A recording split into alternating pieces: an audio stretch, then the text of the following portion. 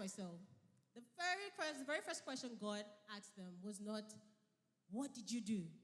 Rather, he asked, where are you? Yeah. And if anything we caught from that was, God does not approach shame with condemnation. Absolutely. It's not the first thing he does, right? Instead, it's an invitation. Yeah. Did you see? I'm sure you saw that too, right? Yeah. Looking at the question, Adam, where are you? Wasn't addressing Adam's physical location. Right. It was addressing Adam's state of mind, his heart posture. Because Adam had an intimate relationship with God, and it wasn't in his nature to run away from God. So him hiding from God meant that he did something wrong. Definitely. And which was sin.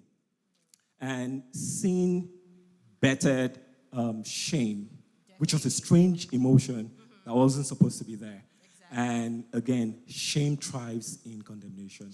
So going back to the question, Adam, where are you? That was a question of compassion and not condemnation. That's amazing insight. And if you look at it, Mr. Chinedu, a lot of people hide in relationships. And you've kind of touched on it, shame. Because why do we hide in relationships? Why is that the first instinct? When we do something wrong to a friend, to a family, why? Why do we hide? Simple, because of shame, because of guilt.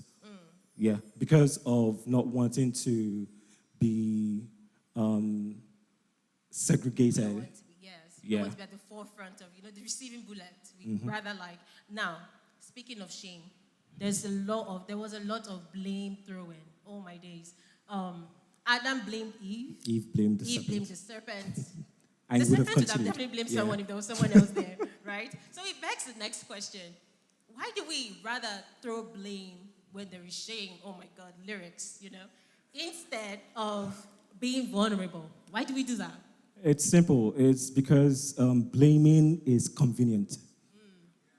It's convenient. It is, it's convenient because you are trying to maintain your ego. You're shifting blame onto another person. So you're moving away from the problem and you're pushing it to another person, and you're not taking the consequence. Because being vulnerable takes a whole lot. It takes courage to be vulnerable. Yes. And you can't think of bearing that weight of being vulnerable. So would rather push it to you so I can Yes. push all my blame to others. It's you. Pointing fingers is a lot easy. You can it's very easy to point fingers. That makes Like, so much like sense. I'm doing right now.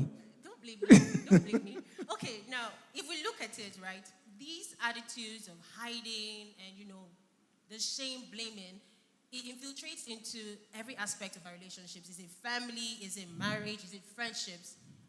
It's like a plague, And but if you actually think about it, Mr. Chinedu, I'm sure once upon a time, there's been a time where you've owned up to something you did to a friend or to a family member before they asked you about it. How did that make you or them feel? Can you just... Well, I have been on the receiving end of someone coming to me and telling me, oh, I'm sorry I did this. And it cooled me down. The rage wasn't as high as it was before. So that's the thing. And the other way around, I think it relieves you of the weight of holding onto the guilt, the weight of, offending someone. Right. Yes. That makes so much sense. All right. Scripture. Let's see here. There were a lot of people in Scripture who owned up to their, mess-ups. Like you would say, a textbook example. is the prodigal son. The prodigal son. Yeah. How his father received him and all. Well, with that being said, church, this has been an amazing conversation with you, Mr. Chinedu. Thank you so much. So good.